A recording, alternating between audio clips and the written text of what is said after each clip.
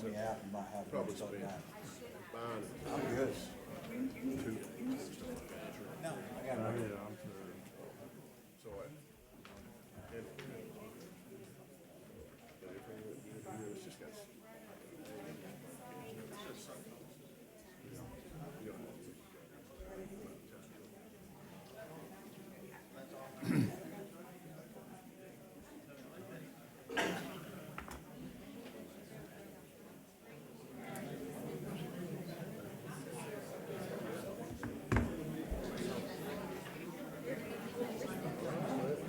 All righty.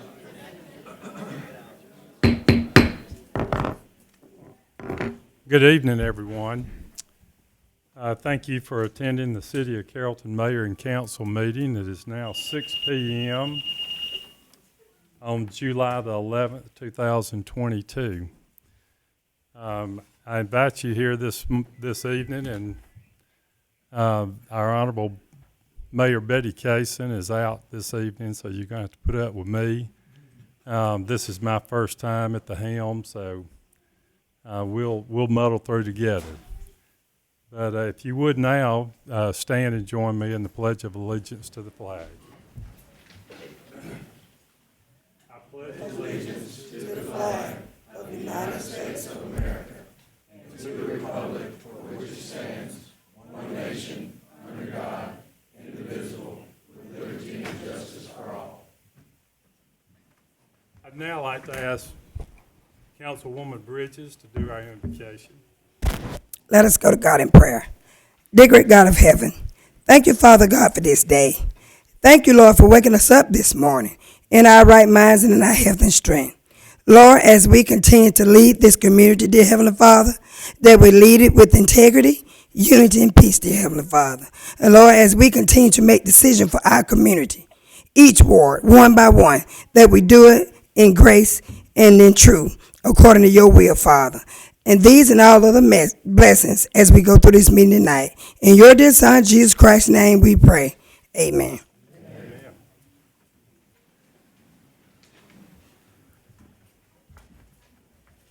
Thank you, Councilwoman Bridges. Mr. Triplett, it's my understanding we don't have anyone who signed up for citizen comments. Now, do not be confused. You will have an opportunity if there is a rezoning issue that you would like to speak at tonight to speak later on during our meeting.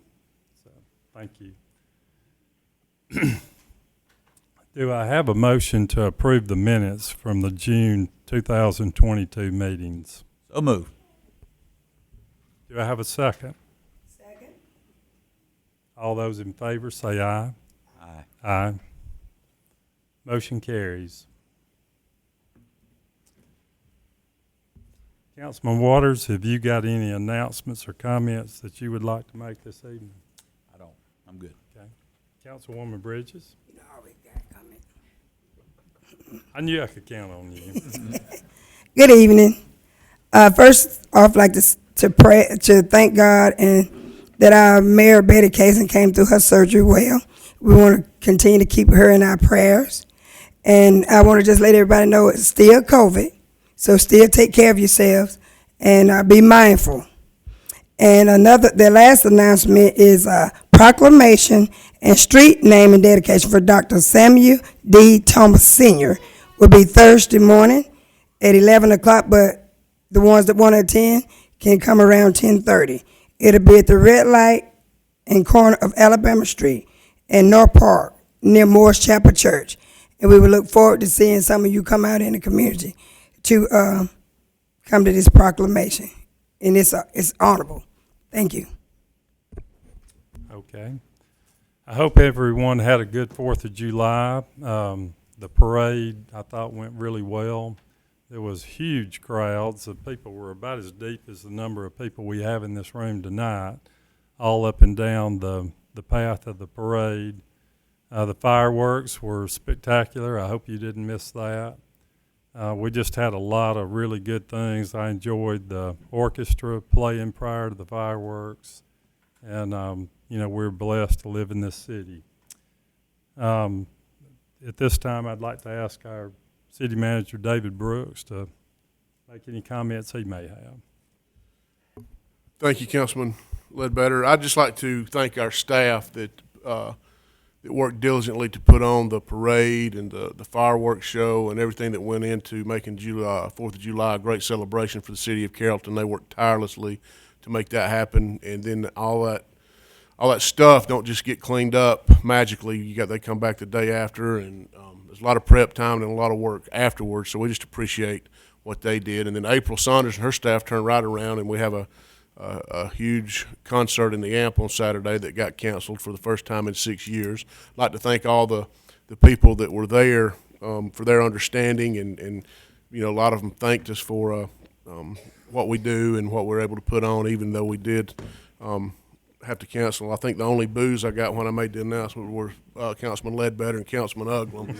So, with friends like that. Also, I want to point out, if you've not ever heard of the magazine Georgia Trend magazine, it is a magazine that features a lot of the great things going on in the state of Georgia. Well, and they feature different cities each month.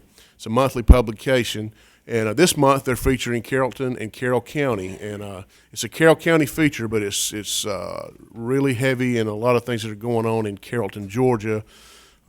So I encourage you to go online. I think it's a free read. If you go online, you can read the article about it. But that's Georgia Trend magazine. It's focused on Carroll County, and it's really heavy with Carrollton things going on in Carrollton. So it's a good article, and we're proud to be a part of that magazine. Something that I failed to mention is we have been doing a renovation at our Lakeshore Park. And on July the 22nd, we will have our first event out there. It'll be a night market. I can't remember the exact time of day that it starts, but it's somewhere around 5:30 or 6 o'clock, I believe. And we'll probably go on for 2.5 or 3 hours. So if you are out that way, please try to attend that event. Do I have a motion to approve the agenda items for consideration? Do I have a second? Second.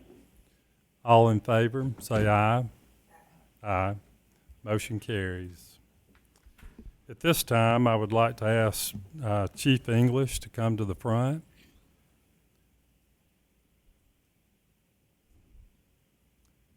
Chief, thank you for being here tonight with all the first responders, and I'll just turn the program over to you for a few minutes. Okay, thank you so much, council members and City Manager Brooks. I kind of want to start out doing something that I wasn't going to do right off the bat, so y'all kind of have an idea of what we're talking about when I get into this. But if I could ask Mr. Eady just to stand up. This is what my whole program is going to be about right here, and you'll see what an amazing, how amazing this is in just a few minutes. So, all right. So in April of this year, our department responded to a cardiac arrest on Centennial Drive. Most cardiac arrests end in tragedy, but this one was different. Thanks to a group of responders, healthcare professionals, and bystanders, this one would end in a life saved. The group came together to form what the American Heart Association termed the cardiac arrest chain of survival.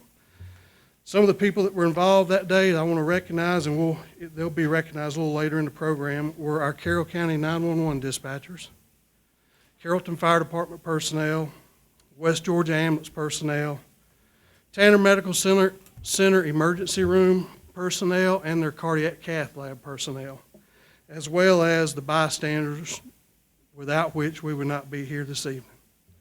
So if you look over here on the screens, the American Heart Association has pitched the term chain of survival for many years. I've been teaching CPR for about 25 years. This has always been a part of the CPR classes. Basically what it says, if you have all 6 of these items take place in a timely manner, it increases the cardiac arrest patient's chance of survival. The first of which is activation of emergency response. Somebody's got to recognize that the patient's in cardiac arrest. Somebody's got to make that phone call to get the advanced help coming. So that's the first step.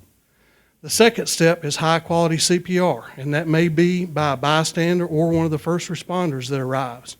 but that's got to be started quickly. The quicker it's started, the better that patient's chance of survival are.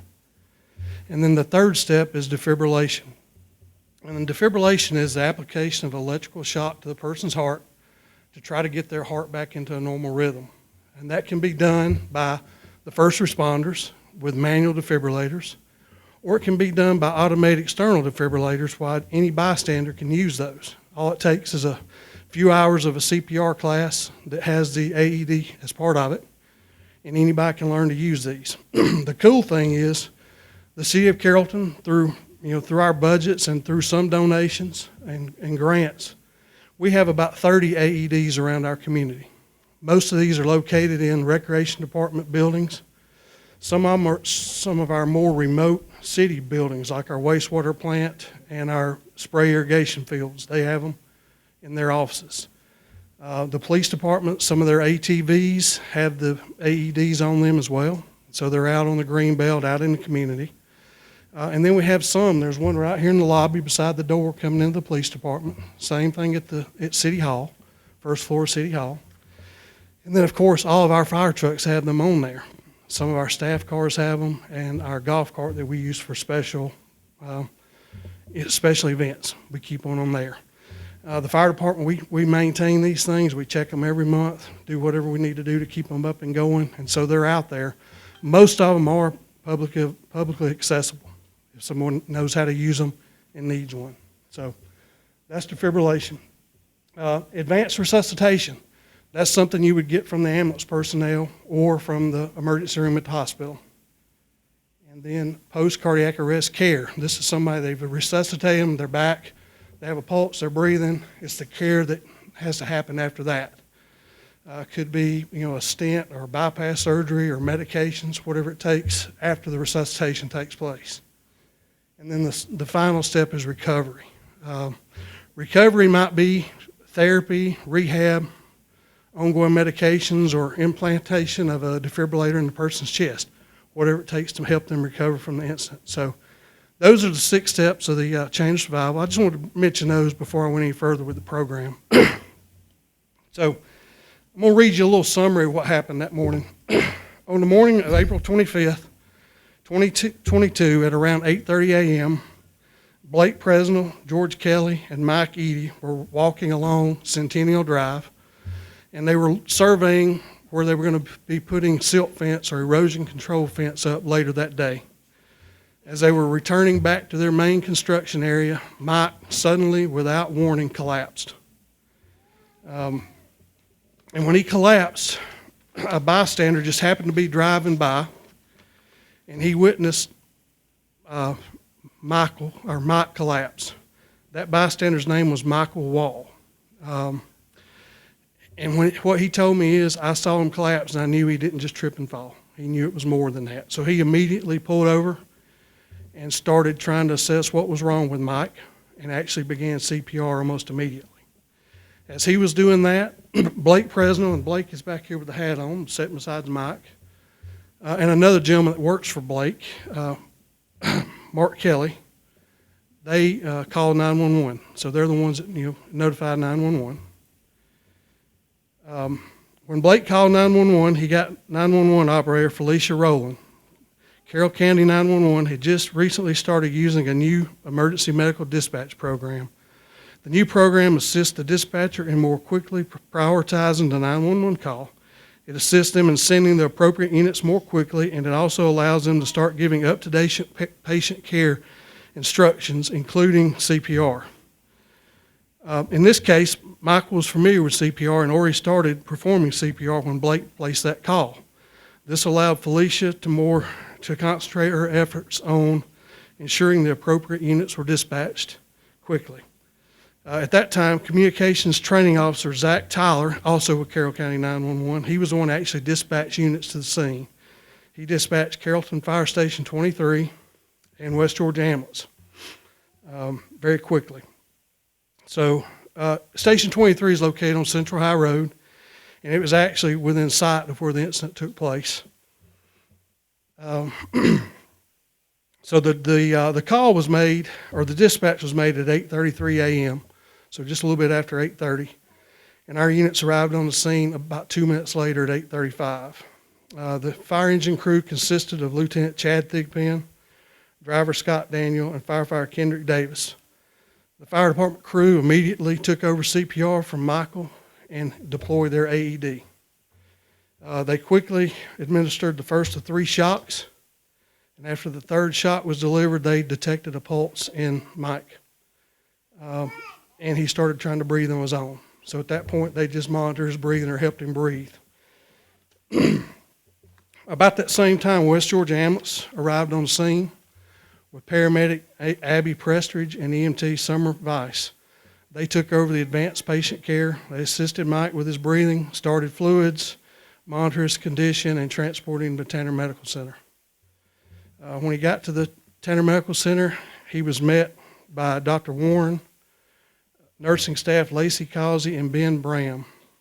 The emergency room staff worked to further stabilize Mike and evaluate his condition before sending him to the cardiac cath lab for further treatment. Mike's care was taken over at the cath lab by Abby Lewis and Johnny Colwell, who assisted the cardiologist with Mike's care. It was determined that Mike has substantial coronary artery blockage, and they placed a stent into that artery. And after that, Mike started recovering. We had some guys that were friends with Mike. They went to the hospital and visited him the next day. Mike was already talking about, the tractors they would need, the dump trucks they would need for the job he was out there doing. So, and that was just the next day. If you could show the picture. So this picture was taken 2 weeks today. It's kind of hard to tell, but that's Mike up on his tractor doing what Mike likes to do best, and that's move dirt around. So it's kind of a miracle that within 2 weeks he was already back out there working. Unbelievable. So tonight I wanted to show appreciation for all the efforts of those involved in Mike's care. So we designed a lifesaver coin that I'd like Mike Eady and his wife Sue Ann, if they don't mind, if they can come up here and hand out to the people that assisted in saving his life. I've got to mention one other thing too that I was about to forget here. So Faithful Guardian Training Center is our American Heart Association partner. They're who helps us get our training for CPR and keeps our certifications up. So they contacted the American Heart Association, and they have a Heart Saver Hero Award. And so everyone is also that took place in saving Mike is going to get a certificate that says, in recognition and acknowledgement for the heroic use of CPR skills in the saving of a life in Carrollton, Georgia on April 25th, 2022, successfully following the guidelines in accordance with the American Heart Association chain of and quick thinking, the patient survived. Thanks for your selfless act to save another. So they'll all get one of these certificates as well.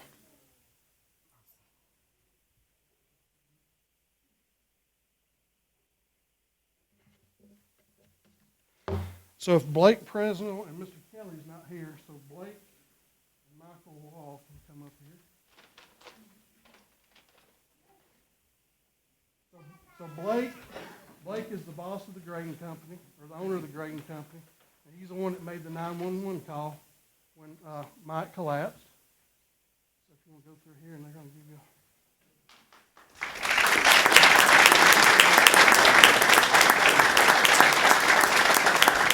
And this is also Sue Ann. This is Mike's wife, in case y'all haven't figured that out by now.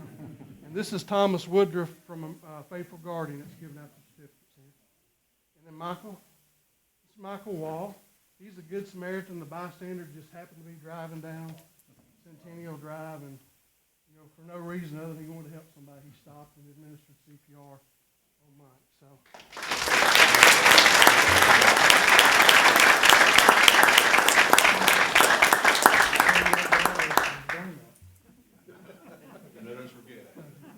So Felicia and Zach Tyler. So Felicia was the 911 call taker, and Zach was the actual person that dispatched the fire and EMS units to the scene.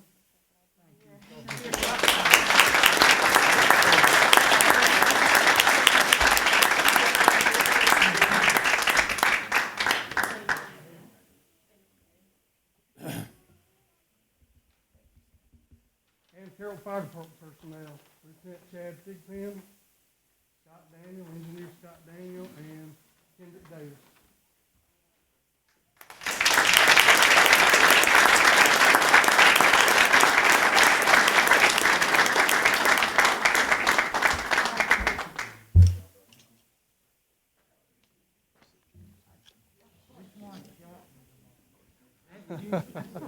On a side note, he said the only really pain issue he has, his chest was really sore. This is the guy that did it.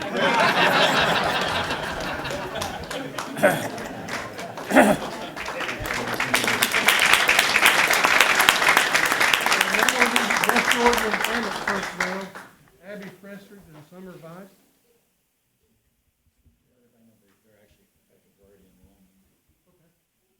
So,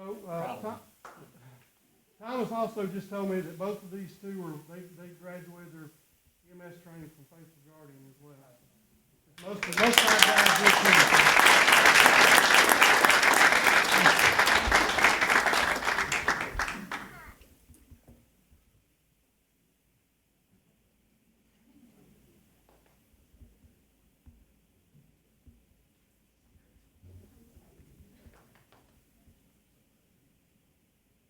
All right, and now Dr. Warren, Lacey Causey, and Ben Bram.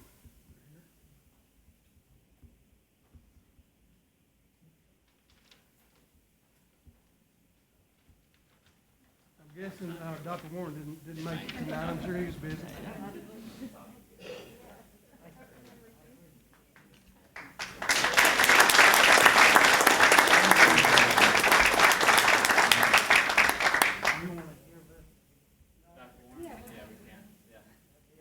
That's perfect.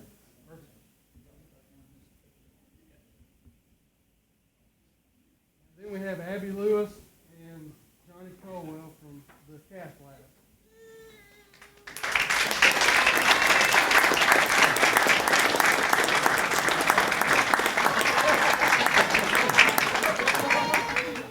She wanted to come too. That's right.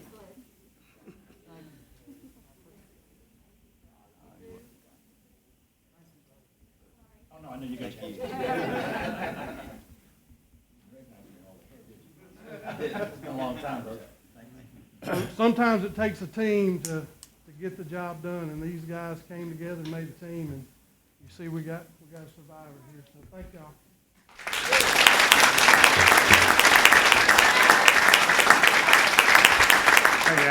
Chief, can we get everyone involved back up here to Can we get a picture? take a picture of everybody? You want, let's do it behind the, Let me get this out of the way. Just go straight to the back.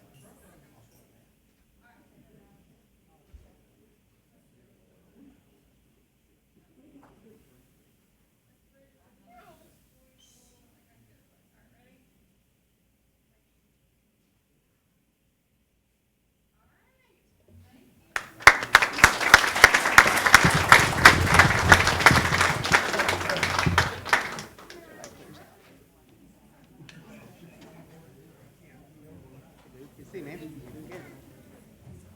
trying to get some budget money. That's why everybody's here, you know.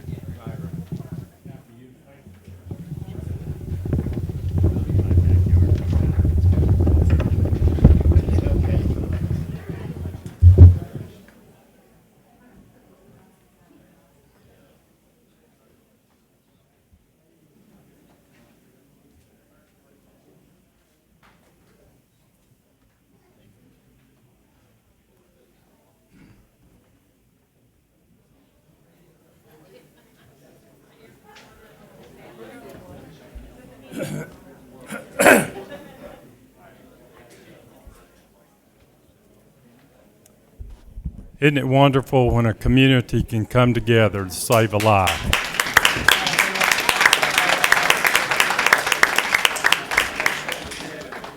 Hey, I forgot one very important thing.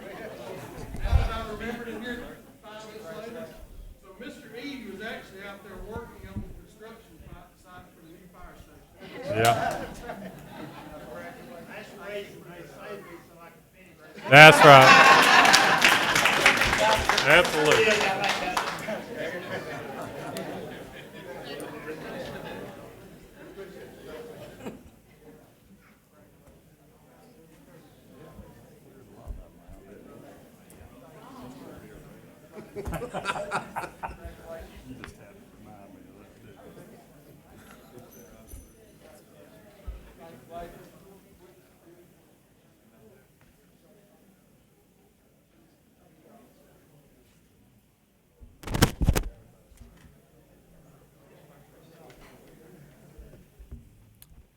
Okay, thank you.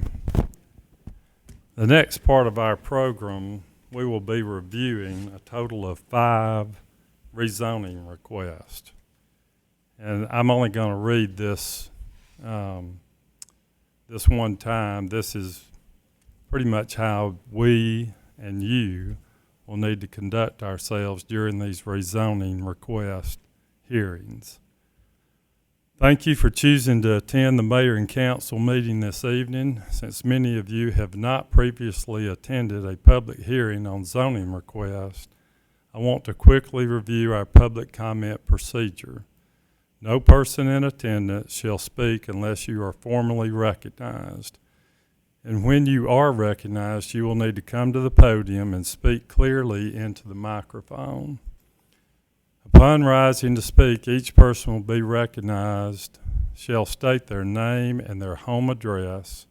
Speakers must not employ tactics of intimidation, use profanity, or threats of violence in their comments. All comments shall be directed to myself and the other council members that are here, not to the petitioner or to those in opposition.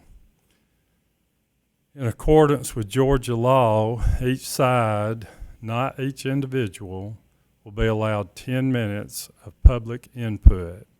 This means that all those speaking in favor of the request will have a total of 10 minutes, and all of those speaking in opposition to the request will have a total of 10 minutes. If one side chooses, they may nominate one person to speak on their behalf. One individual, in that case, could use all 10 minutes.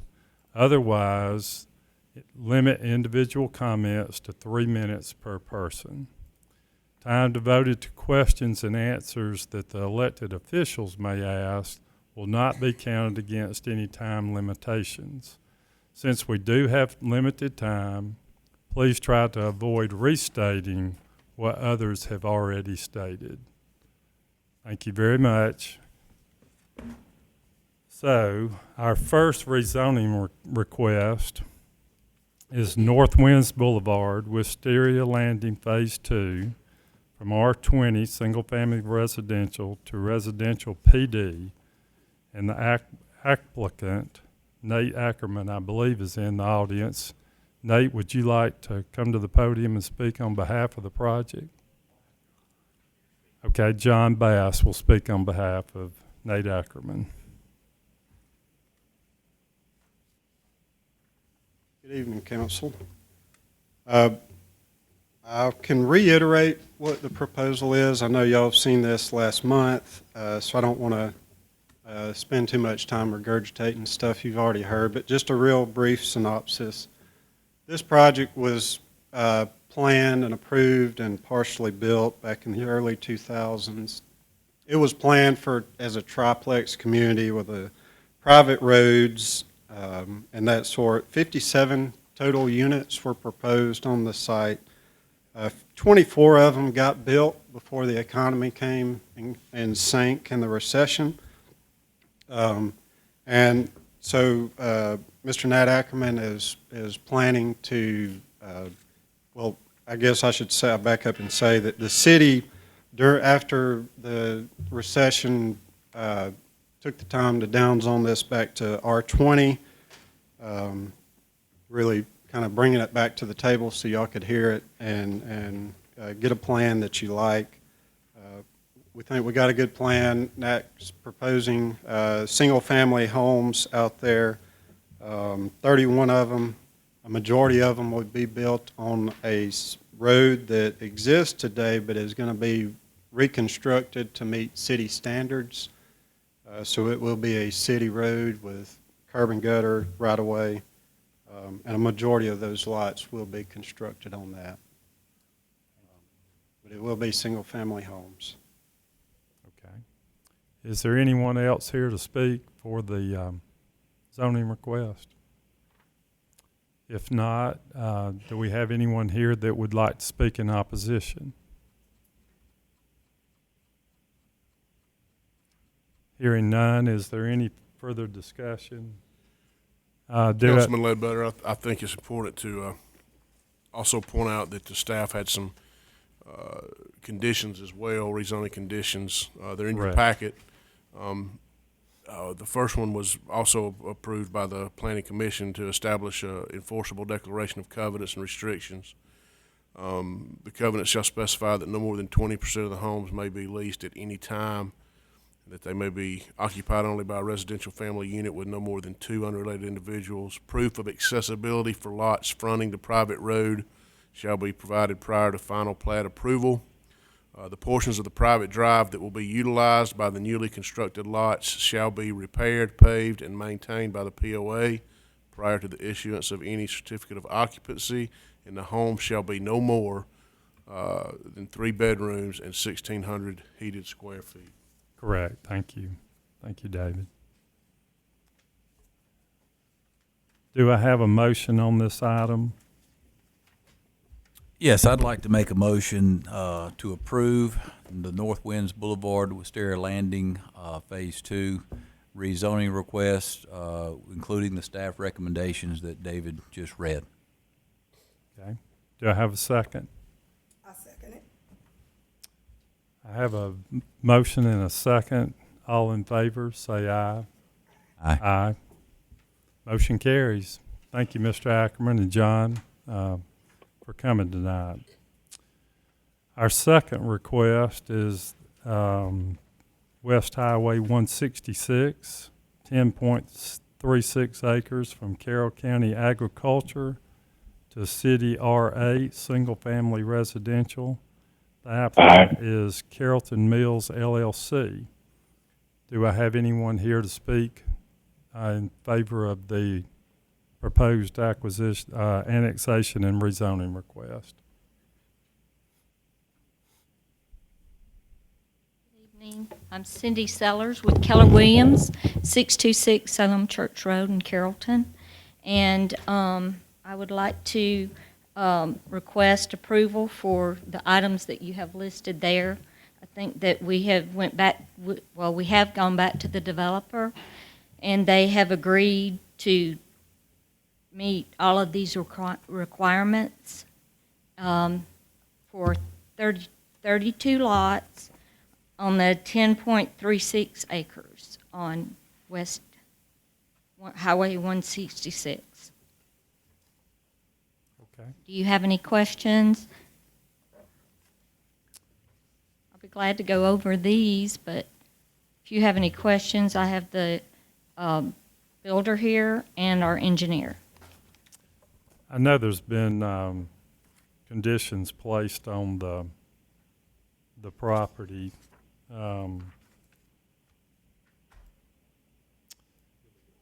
Yeah, David, if you would. The conditions that staff have put together with input from the council, the required waiver for more than 19 lots on a single cul-de-sac shall be approved. 1/3 of the lots shall be at least 80 feet in width with side entry garages. The home shall have a minimum of 2,000 heated square feet. Required green space noted in section 4.05.01 of the UDO shall be reduced to 10% of the total tract. A 20-foot landscaped buffer shall be provided adjacent to the lots on Briarwood Drive. Any improvements needed in the Maple Street right-of-way to provide safe ingress and egress shall be approved by the city, and if needed, the Georgia Department of Transportation. All improvements shall be constructed at the developer's expense.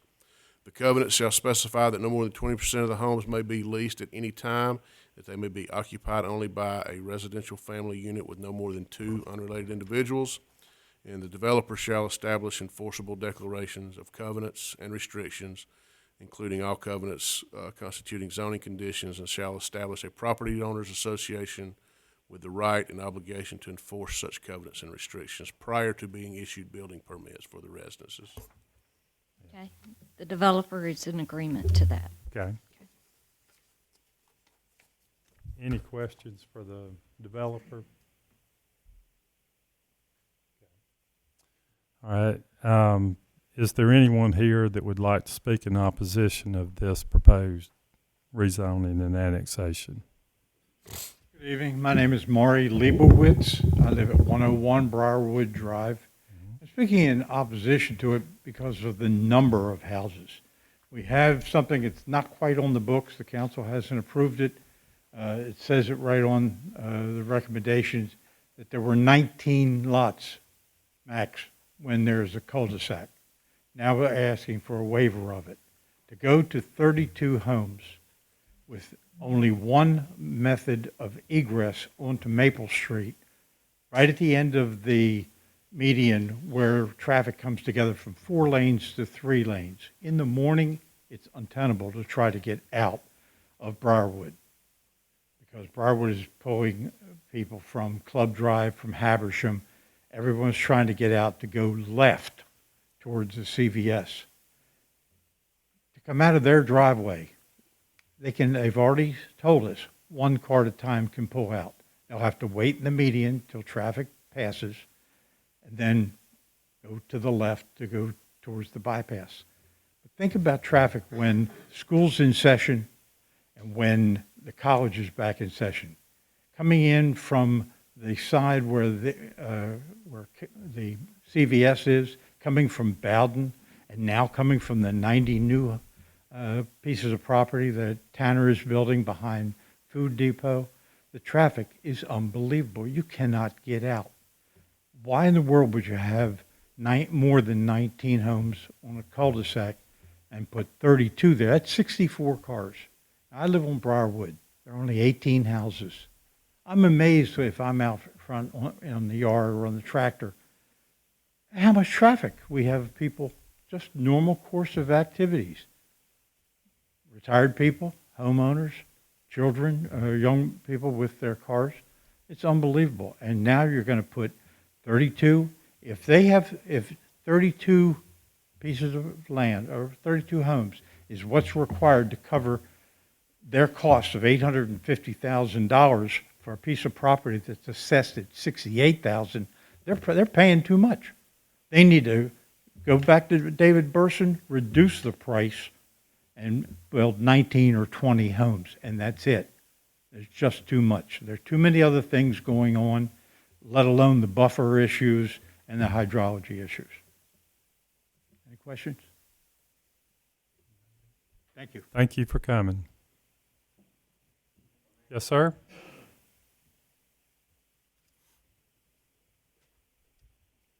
How are you this evening? Good. How are y'all doing today? Doing good. I'm Robert Duffy, and I reside at 115 Briarwood Drive. I think most of you are familiar with me. This is my 4th meeting on this project.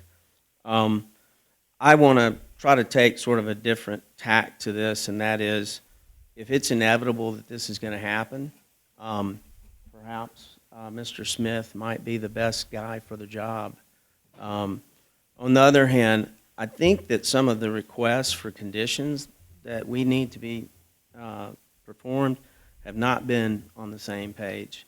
I reached across the aisle and asked Mr. Paulk to have a meeting with me and the interested parties over on Briarwood Drive, and he did that. Very kind of him. He hosted it at his office. However, after the meeting, I asked that he send me an email outlining the issues we had discussed so that we could confirm those conditions moving forward. What was sent back to us was an email from Ms. Sellers on July the 5th that includes certain items that were not listed on what was just posted. And to wit, including the 20-foot buffer, there's a 20-foot setback from that buffer to any new house. That's correct. Okay. Also, they said there was a retention pond. If I can direct the council's attention to an email that I sent to Mr. Uglum on the 7th, and I CC'd every one of you. I hope you got that. I don't think Mr. Brooks was included, and I've got an extra copy of that if you'd like to see it, Mr. Brooks. Okay. I saw it. Okay. But I just want to sort of try to be as efficient as possible today. I know you have a lot of business to cover, but our attitude in general was, and I'm not speaking for everybody in the neighborhood, these are most of my personal opinions, but our attitude has been, if that's what the city wants to do, that's fine, but we have to have certain safety measures put in place. The first concern I have is the water drainage system. I know some of you are personally familiar with my situation there. And years ago, the street pipe that the water runs through between my yard and Mr. Bennett's was clogged, and the water backed up, creeped up, and created a lake, and actually breached the wall of my house. Luckily, I didn't have water damage, but that's how serious the drainage situation can be. I have included attachments here. In items C and D, I've included a picture of that pipe, and you can see that it's rusted out at the bottom, and then it's sort of bent at the top. That was one of the things that Mr. Pault said that he was going to address with the city. I don't know if that's happened or not, but that would certainly help the overall picture. And that's something that I've brought up to the city before years ago. But I was told that it was not necessary because it was going to affect the riparian rights of my neighbor downstream. The other issue I want to talk about is the bond that we were told that was to be put in place. The city is supposed to set an amount. It's to have a minimum duration of 3 to 5 years beyond the completion of the project. It can be renewed at any time, which will probably be necessary because my understanding is it's probably going to take 4 or 5 years to build all these houses. I just ask that the city take into consideration this is our only insurance policy for any damage caused by or flowing from this construction. So this is our one shot at having coverage for this situation, because what happens is once the project's done, they're going to hand this over to the homeowners association and make them responsible for that. I don't think they're going to be insured for that. So in the event there is a problem, that would be our insurance policy, and that's my understanding. Please correct me if I'm wrong. But if that's in place, that should take care of any problems, because we should see any problems within that time period after the project, I would think, especially the detention pond. As far as the buffers are concerned, again, I mentioned really there's a 40-foot set off between the neighbor's property line and the actual buildings themselves. So that's one thing that we were expecting. Of course, there's no ingress or egress through the buffers or the yards, if you will, of Briarwood Drive to get access to the country club, because that's what everybody's going to want to do. As far as the project schedule is concerned, my understanding is that it would start up at Maple Street and work its way down, so it'd probably be a few years till it got down to my house, because I'm on the south end of the project. But if that's the case, then it would appear that we have time to look at all these issues. And again, with that bond extension being there, I would hope that the city would oversee that and make sure that that is in place in case there is a problem. We've talked about this ad nauseum. I'm sure everybody's tired of it, and they're tired of me. And I'd like to put this down right now because I'm tired and it's taken away from my own job. But if you would take the time to read my July 7th email and look at the exhibits. The first exhibit is the one that Mr. Paul gave us, and that was his draft of how he thought the water was going to go. To me, that's very unclear. What he told me was that the service road, if you look on Exhibit B, the service road is supposed to be built up. Right. And then any water coming from the Maple Street, the intersection of Maple Street and Highway 166 is where he said, his expert said, all the water coming. That would be redirected out to the highway. I don't know if that's going to go over the green belt, through the green belt, under the green belt. Is it going to run parallel to the green belt? Or is it going to go under the green belt and hit that highway drainage pond, which is about where the south corner of this is. But the detention pond is supposed to go here. I've talked to a hydrology expert. It is detention, not retention. Detention meaning it contains the water and regulates the amount that it flows downstream, so that it doesn't overwhelm the downstream folks. So I trust the city. I trust the city will take care of this and take care of us. So if you wish to go forward with this project, I know Mr. Paul does a good job on the projects that he completes, and I know Mr. Smith is a sincere young man that wants to do a good job on these houses. I don't want to stop progress, but I just want to make sure it's done right, and that's all I'm asking. So with that, unless you have any questions. Robbie, we appreciate all the efforts you've made, and we've received your email and have taken all the information that we have gathered into consideration, and thank you for coming tonight and reiterating those items for us. Well, I appreciate all of you. I do have a question, though, Yes, sir. before Robbie steps down. The 20-foot landscape buffer, and that's part of staff recommendations, versus what you put in your email to, or actually a letter to Mr. Paul, is 20 plus 20, 40, right? That's exactly right. What happens is you have the buffer between my property line and then extending towards their property. They're going to have that buffer there. We've asked that the existing vegetation stay there. There's some nice, pretty trees there. But in addition to that, what he said they would do is there would be another 20 feet in from that 20 feet to the edge of the housing, so that you don't have the edge of the housing right there on that buffer. Right. It would be 20 feet setback. If you need to see the emails on that, I can show them to you, because you didn't get the benefit of that in that I've got it right proposal. here. I So, got it. but that's something we did discuss, and that was one of the things that I asked that the city enforce, because they said it's in writing, and we would like to ask that the city impose that. Okay. Mr. Duffy, that is that's by code. That 20-foot rear setback from the buffer is code, so it would not have to serve as a condition in this approval tonight. That's something that as we go through, as it goes through our department, through our engineering department and community development, Ms. Studdard, that they would make sure that happens. Also, in terms of the bond, that would occur at final platting. So when they turn in their final plats, it's when the bonding would occur as well. Am I privy to any of that information at the time? Is there a public record of all of this, or can I come see you and talk to you? Yeah, I mean, we're willing to talk with you at any time. We'll give you all the information that we legally can give you, and be glad to partner with you. Well, like I said, I feel like this is in competent hands, and I appreciate your time. Thank you. Thank you. Yeah, I believe our time is up, unless there's someone that, okay, all right.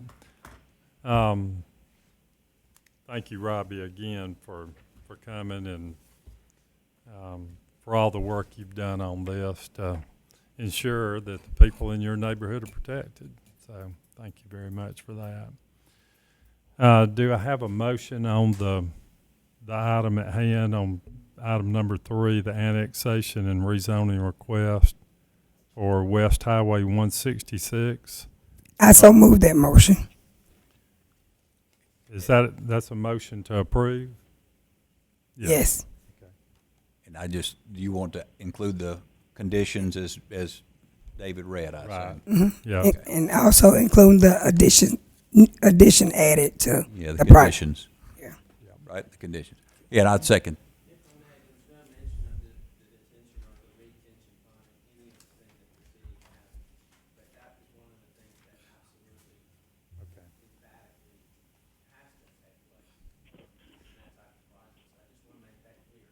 Yes, sir. Mr. Duffy, what will happen is if it's approved, they're about to vote on it. If it's approved, then the developer will then do a complete hydrology study. We have been involved in their planning of this and with the state as well as the Department of Transportation, and everybody that we've talked to outside of us has stated to us that what they're planning on doing in terms of the stormwater is, in fact, will be a positive aspect to that entire section.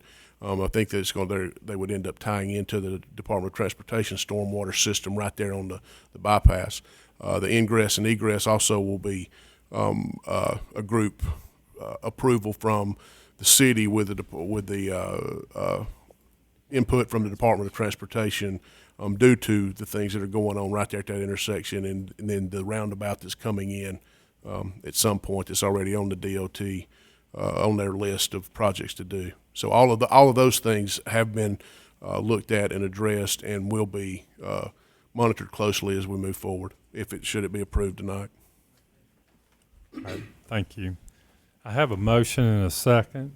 Is there any further discussion? Hearing none, all in favor say aye. Aye. Motion carries.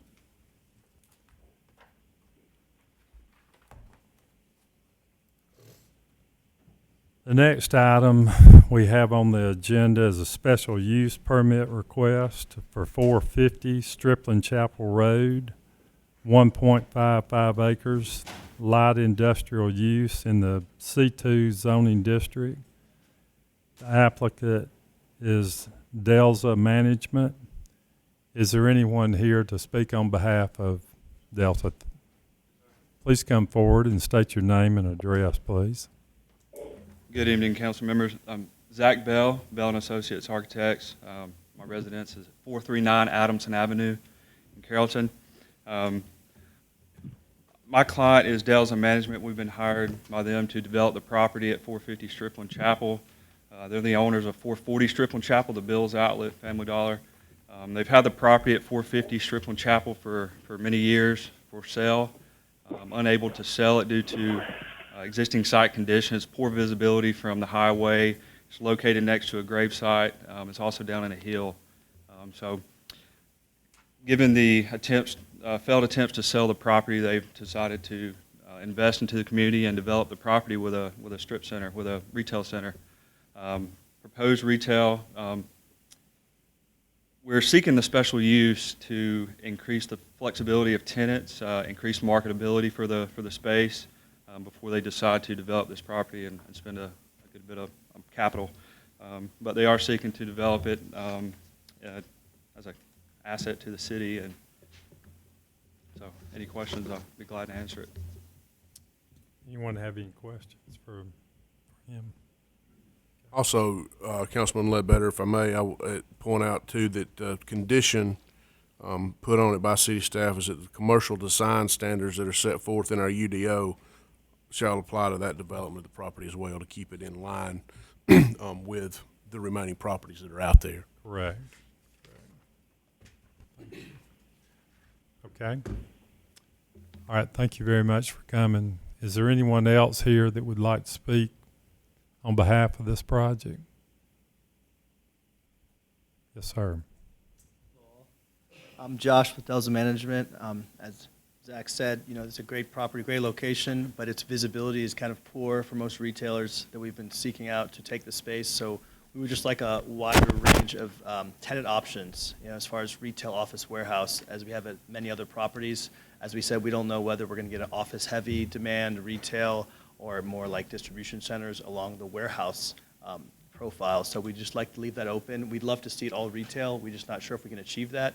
So we're just asking for some flexibility within the city for that. And of course, the design standards, we'd like to not only make it in line with your design standards, but in the design standards of the future. Because, around there, most of the buildings have been built 8, 10, 15 years ago. We'd like something that's built, 2023 that'll look beautiful for the next 40 years, 30 years. So we'll be the forefront of the future of the design standards. So okay. That's pretty much it. All right. Thank you very much for coming. Do I have anyone that would like to speak in opposition of this proposed special use permit? Hearing none. Do I have a motion to approve this special use permit for 450 Stripling Chapel Road? So move. Have a motion. Do I have a second? I second that motion. Have a motion and a second. Is there any further discussion? Hearing none, all in favor say aye. Aye. Motion carries. Thank you, gentlemen, for coming.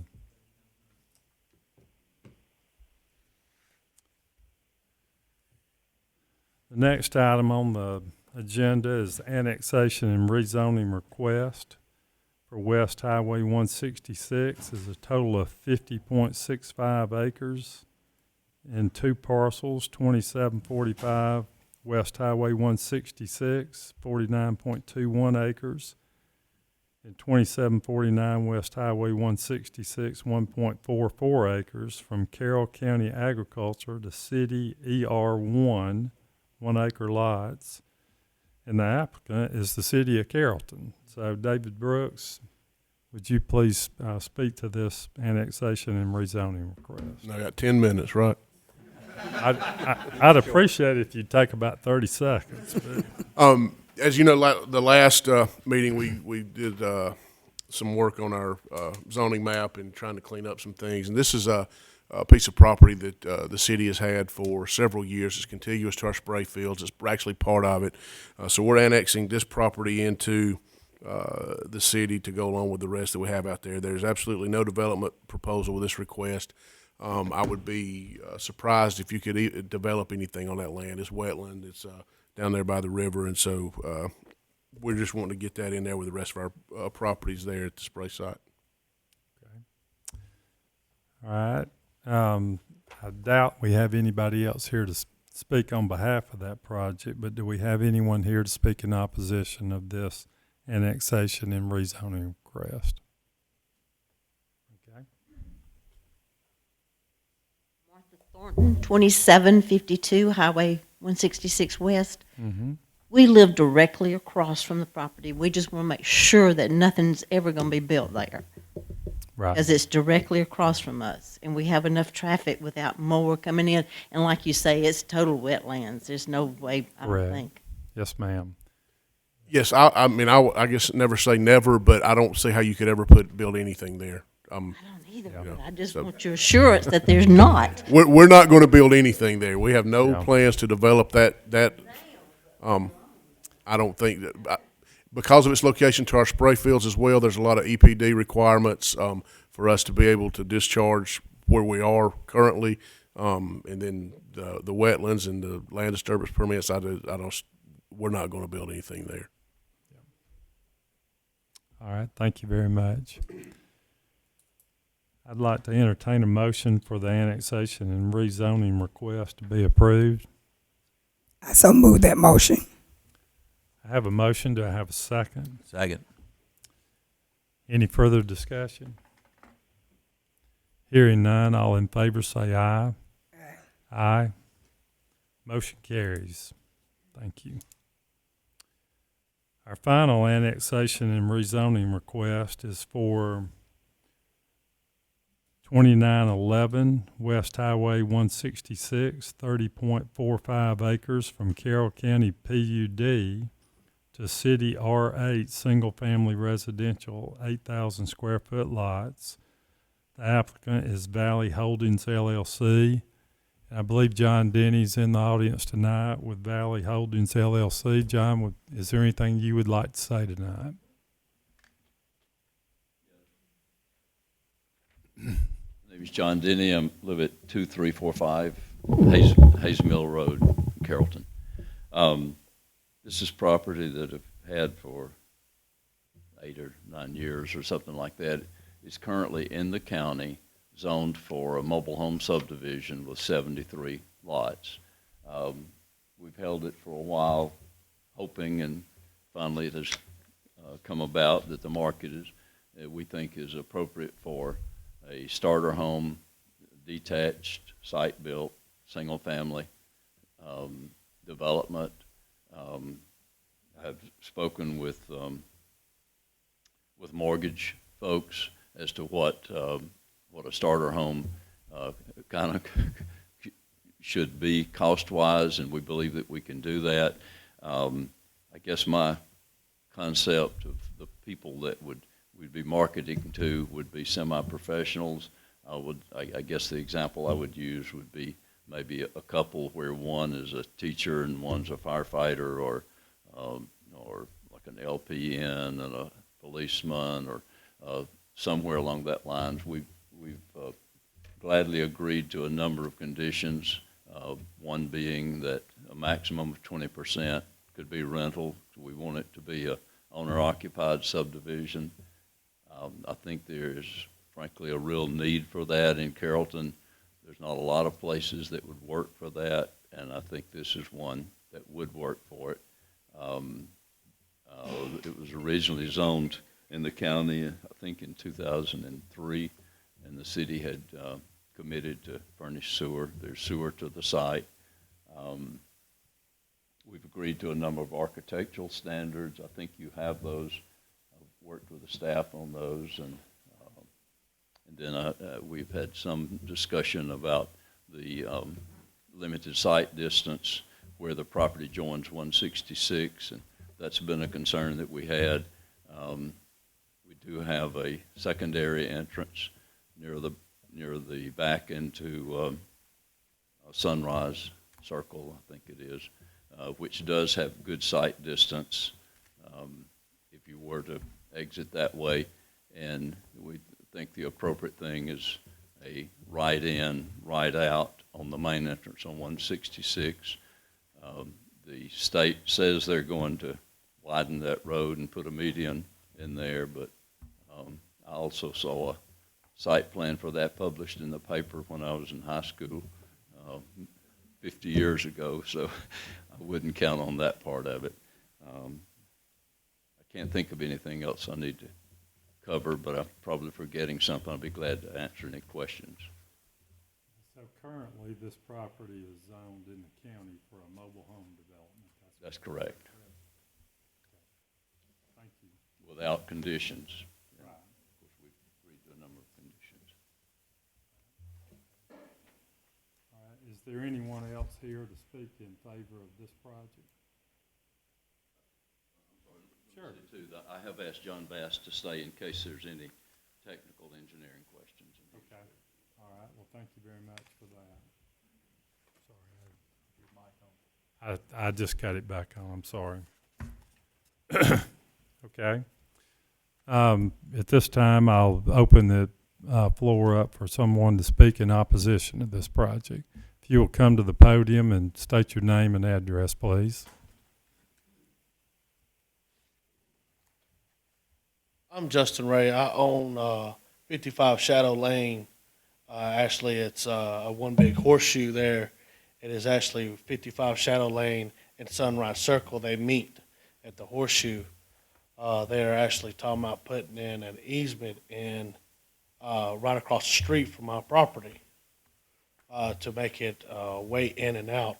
Our street is not big enough to hold 150 cars. It could barely hold my truck and trailer or a box truck going up through there.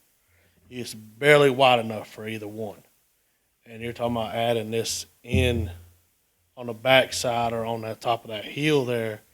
If you go out of Sunrise Circle there, if you try to take a left out of there to go into Carrollton, there's been I've been there 2 years. If you try to take a left out of there at the top of the hill, I know of 25 wrecks that has done happen trying to come out of there because of the hill and the way that that hill comes down. When you say out of there, you talking about out of the horseshoe? Yes, sir. If you try to come out of the top side of the horseshoe, I know I've been there 2 years, and I know of 25 wrecks that's trying to take a left out of there.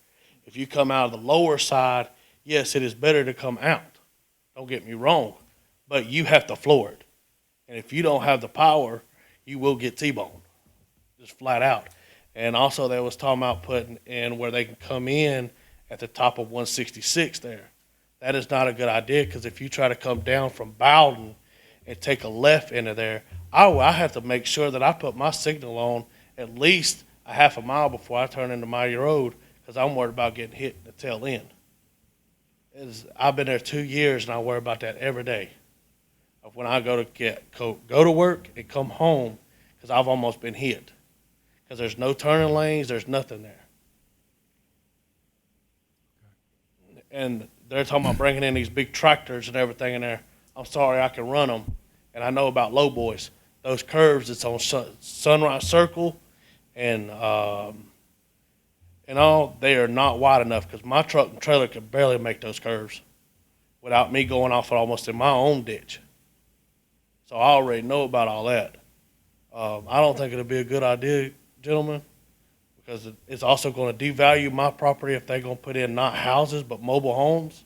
Because it already, when it comes off the floor, when you sell that trailer, it takes $10,000. So if you're paying $50,000 on that trailer, you just lost $10,000 by moving that mobile home.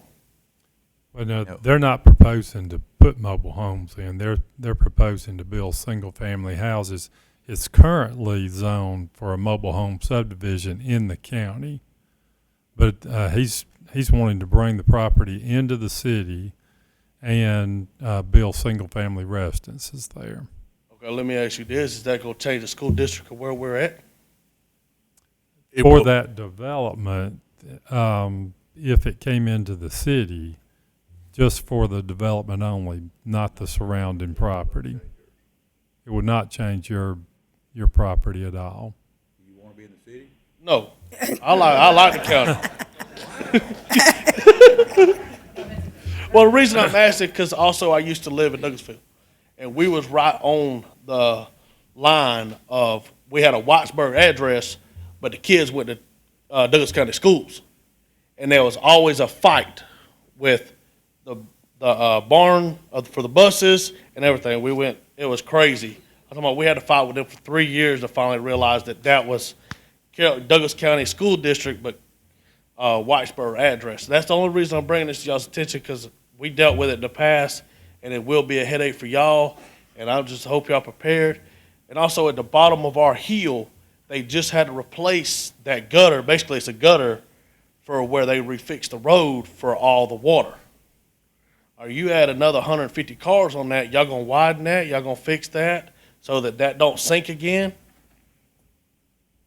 Right there where y'all was talking about the river.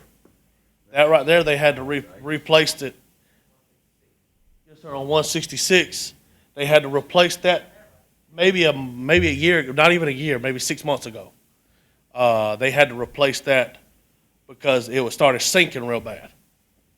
We got a lot of traffic that's going through there now. Are we going to put a bridge there or something to hold another 150 cars if you're adding 76 more houses behind us? Okay. Thank you, gentlemen. All right, thank you. Address the street width. Sure. I live on Hayes Mill Road. I've measured the street as same width. Yeah, please come to the podium. Thank you. I've measured the street width on Sunrise Circle, and it's virtually the same width as Hayes Mill Road, which carries a lot of traffic, a tremendous amount more than that. So it's a good solid pavement, asphalt. It's not a tar and gravel or anything. The road's in very good shape.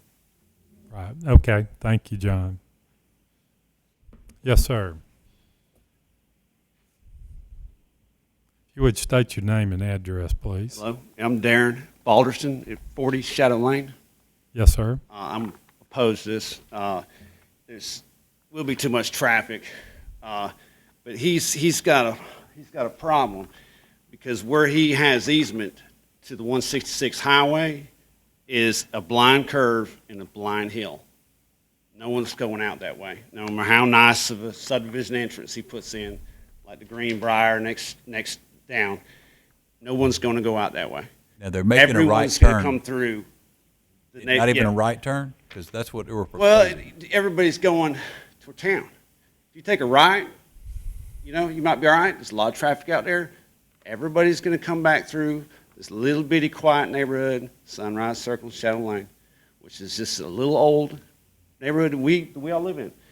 And you're going to put crazy traffic coming through there. It's going to be ridiculous. And I don't know how to put the words together to let you understand. you almost need to drive over there and just, like, give you a second, and just, you'll see what I'm talking about. Come by the end of where his neighborhood's going to be. We're all the same way. We all have to go around and out the one exit because it's a blind hill in a blind curve. It's dangerous. There's wrecks. I'm opposed to it.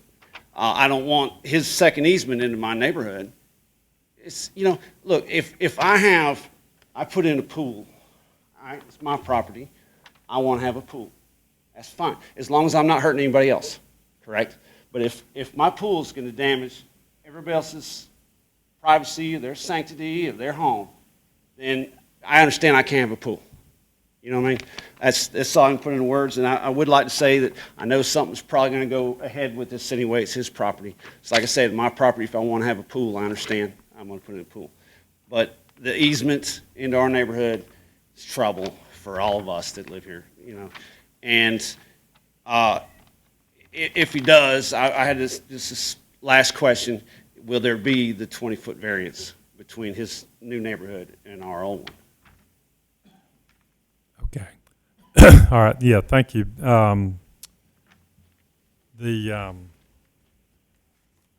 John, can you address that last question about the buffer between your development and the existing development that's there? I promise you, we will want a barrier there, a buffer there. What now? We will want a buffer there. Yeah. Okay. Okay.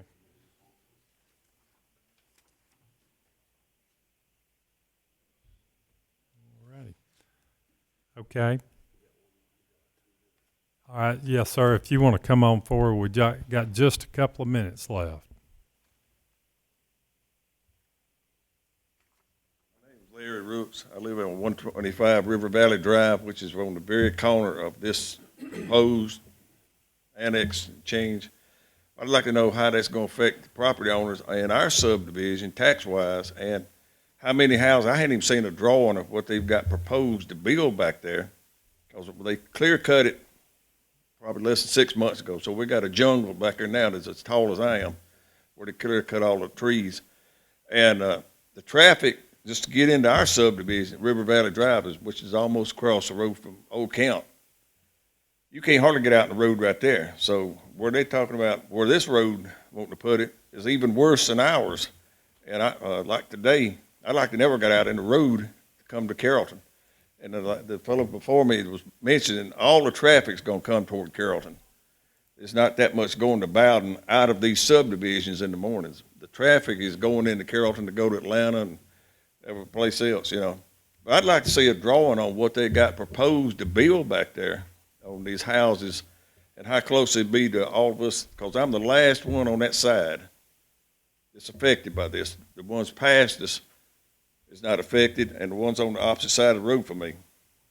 But that ride in and ride out, I don't know where you're getting that from, but I can't hardly get to the left on top of that hill without getting run over. And I've been living there since 1978. So I know how much that traffic has got worse since 1978 when we moved out there. It looks like there's a pretty good buffer between River Valley Drive and this proposed development. They left about 10 foot of jungle back there that they didn't cut the trees and stuff off of, and the rest of it behind it is taller than I am where they cut the trees down. I'd like to see what they got proposed to build back there besides. And that fellow that mentioned about making that turn, them little boys could make a turn on Tyus Road, but I don't see how they're going to make that loop as tight as that is, what we used to call Thrill Hill back in there. With no low boy without cutting into this fellow's yard right there. Yeah, this is the proposed development, and if you look to the left over there, I guess that's River Valley Drive, the white line right through there. Yeah.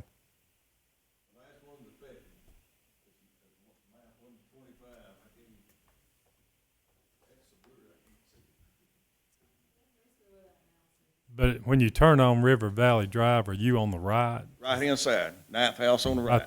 Ninth house on the right, okay. Mine is the very corner of where this 30, 40 acres, where it is, ends.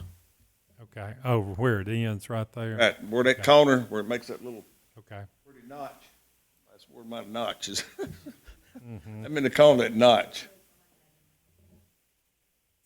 Yeah, those appear to be probably the deepest lots in the development is in that cul-de-sac right there. Right. Is that what he's got proposed right there? Yes, sir.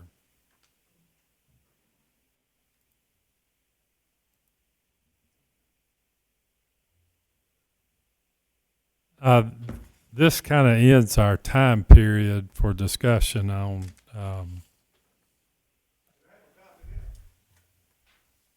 sure. We can get you a copy after the meeting. Yep. Or she may have. Yeah.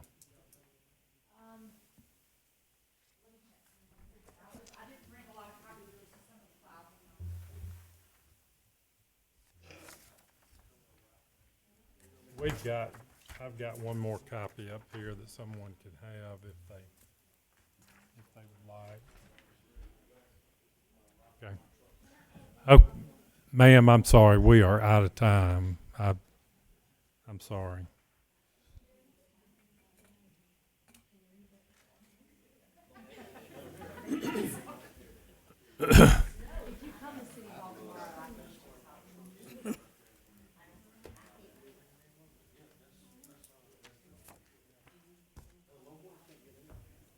Okay, we need to move ahead here, y'all. The planning and zoning, sir, I'm sorry, we're gonna need to take our seats, and the planning and zoning committee had a number of recommendations for conditions on this annexation and rezoning. There have been others added. I'm not going to take the time to read all of these, but there are architectural elements that have been agreed upon by the developer. You know, he doesn't have those in his packet, so they're not on the screen tonight, but he has proposed or sent some of us examples of the houses that would be built in this development. And so he's kind of covered all the bases, and I would entertain a motion on the annexation and rezoning request for 2911 West Highway 166, 30.45 acres from Carroll County PUD to City R8, single-family residential, 8,000 square foot lots. Do I have a motion? So moved. I have a motion. That's a motion for approval, is right? That correct? Do I have a second for that motion? I second that motion. Is there any further discussion among the council? Hearing none, all in favor say aye. Aye. Motion's approved. Thank you very much for coming. The next item on the agenda tonight is Resolution 06-2022, UDO Amendment Murals. Mr. Brooks. Thank you, Councilman Ledbetter. This is a recommendation by the staff. We're asking that you guys approve this resolution to our UDOs changes to amend sections 5.04.04.1.2 to establish guidelines and approval procedures for murals. We're getting more and more inquiries in regards to murals, and we want to make sure that we're consistent. We want to make sure that we have guidelines in place that would limit, or we'd be able to limit, you know, the number of murals in one location, and we take pride in our art heritage here in Carrollton, and we like those types of things. We just want to make sure that we keep it in good taste and have an approval process for that. This was taken before the Planning Commission and voted unanimously to approve, and I thank Ms. Studdard and her department as well for putting it together and researching what other folks do and just putting everything together, and we would ask that you guys approve that. Okay. Thank you, Mr. Brooks. Do I have a motion to approve the resolution 06-2022? I so move that motion. I have a motion. Do I have a second? Second. Any further discussion? Hearing none, all in favor say aye. Aye. Aye. Motion carries.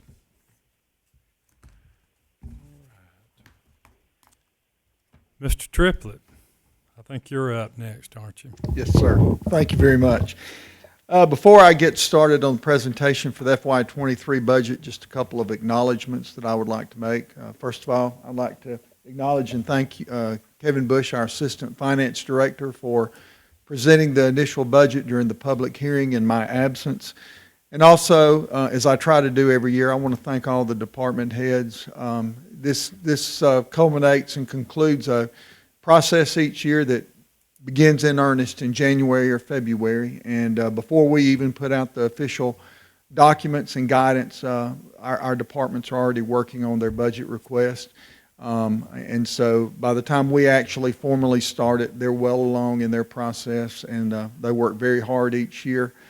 They're the ones that execute the budget on a day-to-day basis throughout the year, and they're the ones that make these numbers work, and we sincerely appreciate that. And we also appreciate your support of us as we put this document together each year.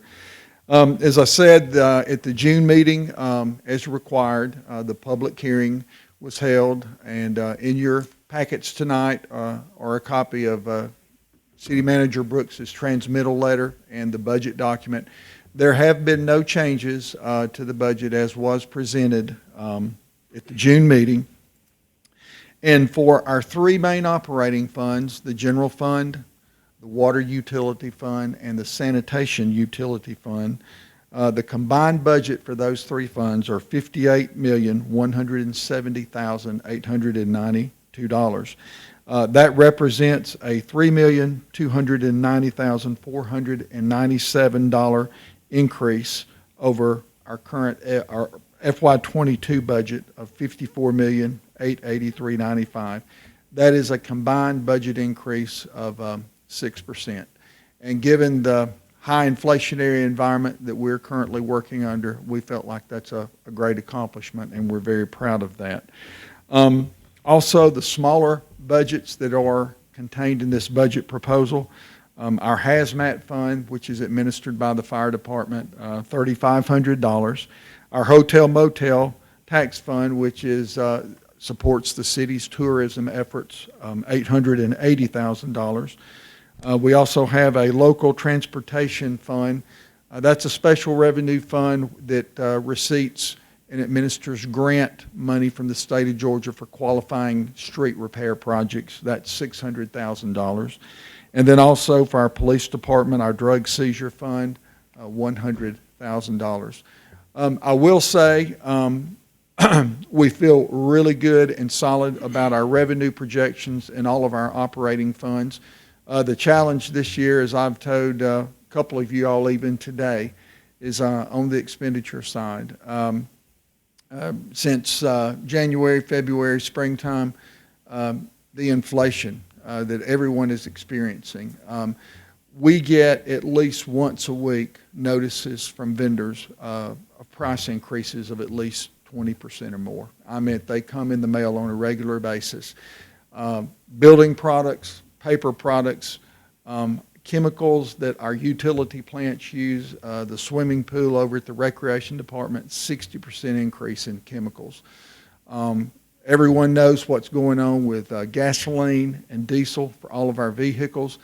And then also we're starting to get fairly large price increases from our electricity suppliers of in excess of 20%.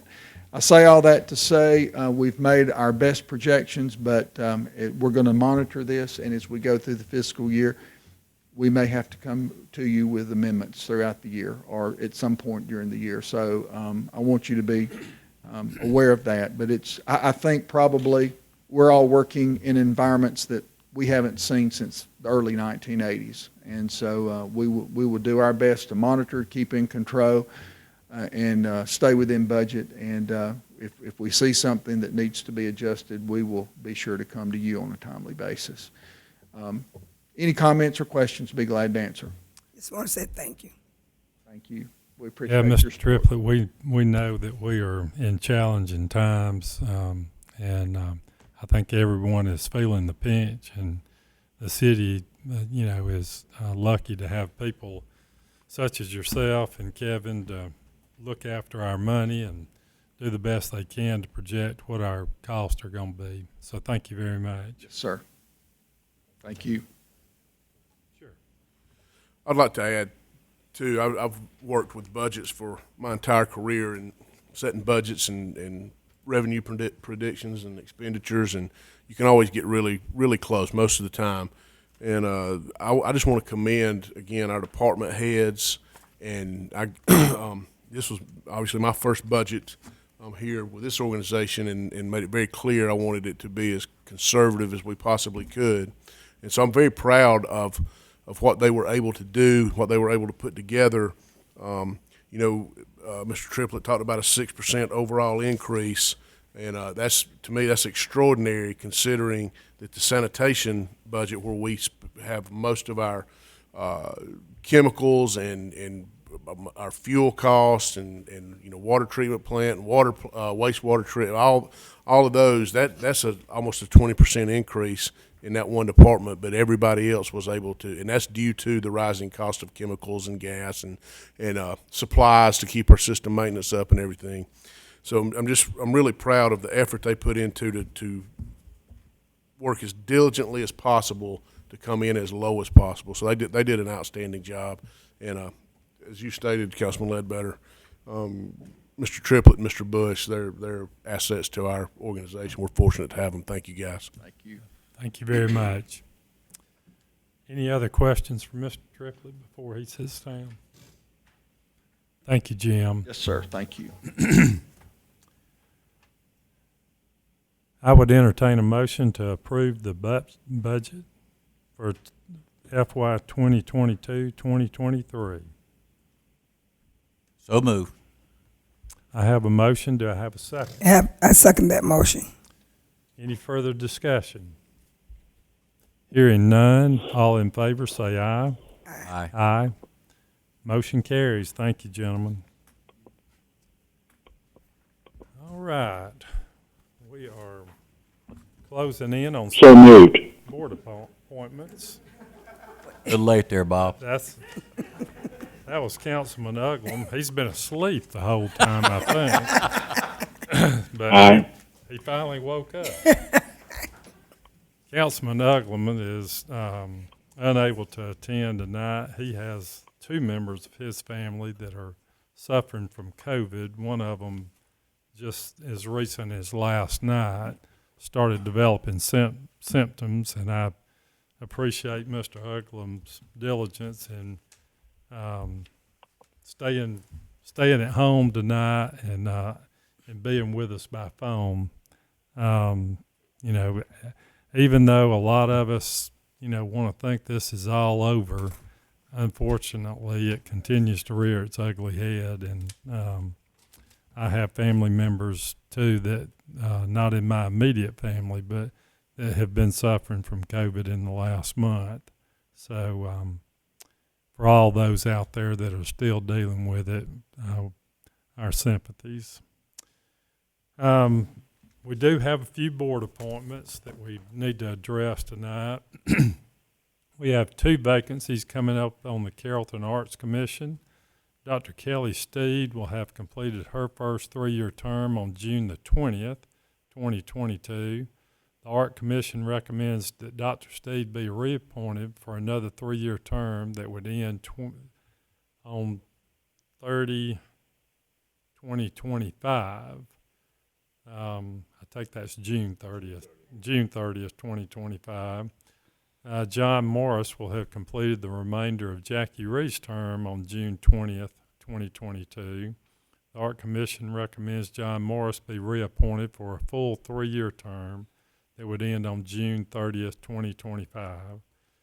If appointed by the mayor and council, the members would be effective July the 1st, 2022, and continue through June 30th, 2025. These nominees have expressed their willingness to continue to serve if reappointed.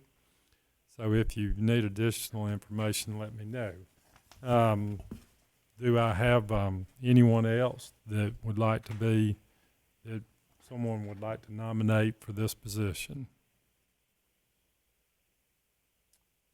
Hearing none, do I have a motion to reinstate or to reappoint Dr. Kelly Steed and John Morris to the Carrollton Arts Commission? So moved. I have a motion. Do I have a second? I second the motion. Any further discussion? Hearing none, all in favor say aye. Aye. Aye. Motion carries. Thank you to Dr. Kelly Steed and John Morris for being willing to continue to serve. All right. We have a opening.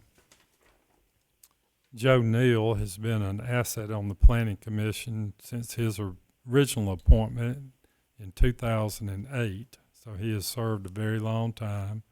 He is no longer able to attend, and his current term expires December 2022.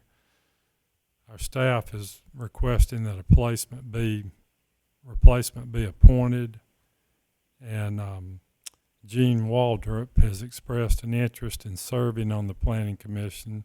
She's a realtor with a local real estate agent and is active in her Neighborhood Property Owners Association. So I would entertain a motion. Is there anyone else that either of you would like to recommend to serve on the Planning Commission other than Jean Waldrop? Hearing none, I would entertain a motion to appoint Jean Waldrop to the Planning Commission. I so move that motion. Have a motion. Do I have a second? Second. Any further discussion? Hearing none, all in favor say aye. Aye. Aye. Motion carries. Thank you.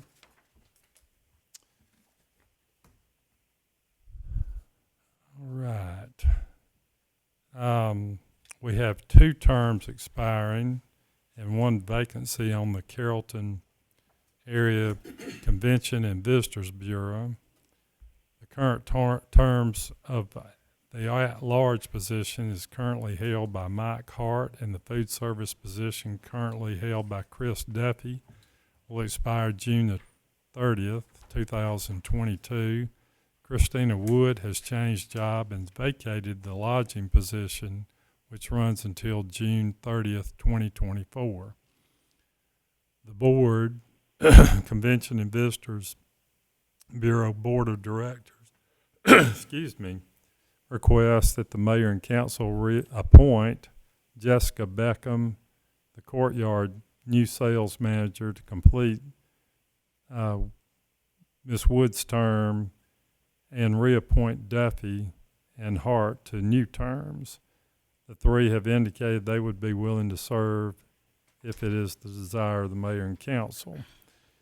If appointed, the new members would serve. Terms would be effective immediately. Hart and Duffy's terms would continue through June 30th, 2025, and Beckham would run through June 30th, 2024. Do I have any other nominations for these positions? Hearing none, I would entertain a motion to approve these appointees to the Carrollton Area Convention and Visitors Bureau. So moved. I have a motion. Do I have a second? I second the motion. Any further discussion? Hearing none, all in favor say aye. Aye. Aye. Motion carries. Thank you very much. All right, we have a vacancy on the Downtown Carrollton Main Street Advisory Board. Faith Mallory has relocated her residence and business from Carrollton and resigned from the board. The Downtown Carrollton Advisory Board voted to nominate Erica Smith for the appointment by the mayor and council. Erica is a physician assistant and spa director at Spa 316 Family Medicine. She has been involved in the downtown and a huge supporter of the community. I feel that Erica would be a great addition to the board, and she has indicated that she would be willing to serve. Erica's term would be effective immediately upon appointment and continue through November the 30th, 2022, at which time she would be eligible for reappointment for another 2-year term. Are there any questions or other nominees? Hearing none, I would entertain a motion that Erica Smith be appointed to the Downtown Carrollton Main Street Advisory Board. I so move that motion. I have a motion. Do I have a second? Second. Any further discussion? Hearing none, all in favor say aye. Aye. Aye. Motion carries. Thank you very much. Well, I know the moment that everyone has been waiting on. Do I have a motion to adjourn this meeting? Good job, Brett. Now, we all hope Mayor Kaysen gets better quick so she can be here next month. But Absolutely. Motion so moved to adjourn. Do I have a second? I second that motion. All in favor say aye. Aye. Aye. Thank you very much.